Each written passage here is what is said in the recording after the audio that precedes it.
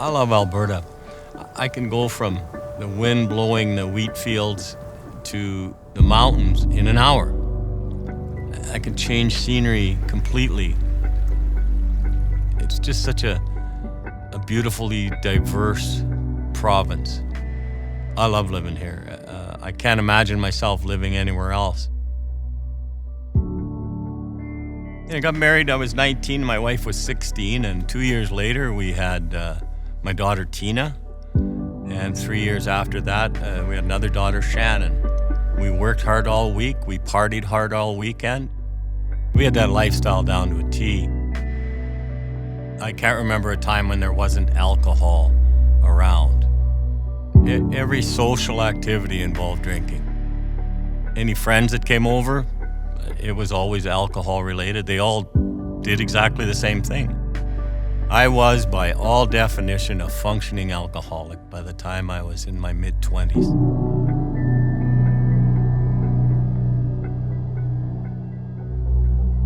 October 22nd, 1988.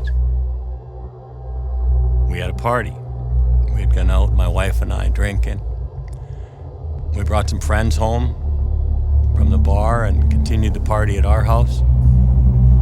We're in an older mobile home, lots of people there and lots of drinking. And all of us smoked at the time, smoked cigarettes. And my neighbor heard my dog barking. And he looked out the window and he saw the house engulfed in flames.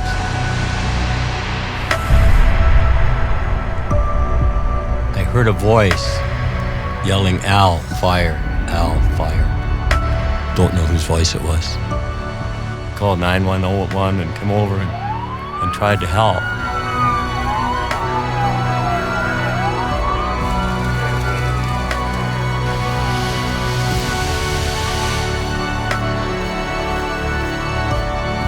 I was the only one to leave the house alive that morning.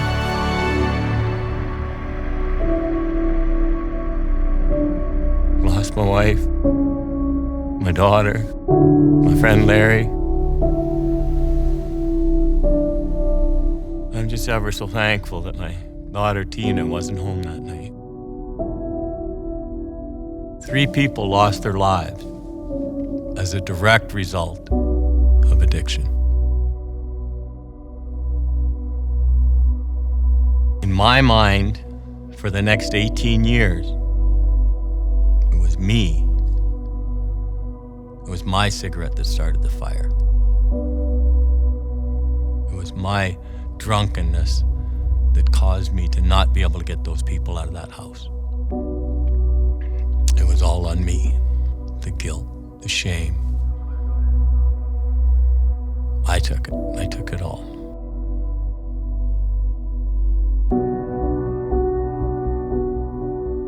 I changed jobs and I started driving all over North America because I just worked every day, and I figured that was one way to stay clean, was to just work all the time.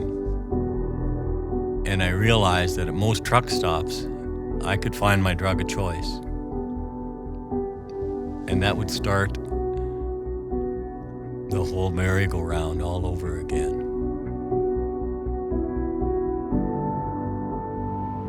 Went from Joe middle class to the streets of Calgary in a little over a year. My entire life was based upon lies because of my addiction, because the truth hurt too bad. Alcohol defined who I was.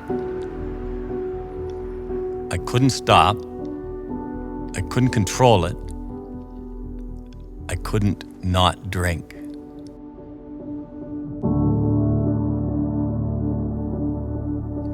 So here I am on the bottom, on the streets of Calgary, lower than I ever thought I would ever be. And I get this phone call. For some reason, I still had a phone, and it was my little sister. And she said, "You get your butt to my house." I did find my way to her place at a farm outside of Calgary. And she had this application on her table. And she said, your boss sent me this. It's this place called Teen Challenge because she wants you to straighten up. Because 9 days later, I walked into Teen Challenge. A bed had become available. I walked into Teen Challenge. There was a feeling in there. There was a peace that came over me. And I knew I was supposed to be there. I knew these people were genuine. And I knew I was in the right place.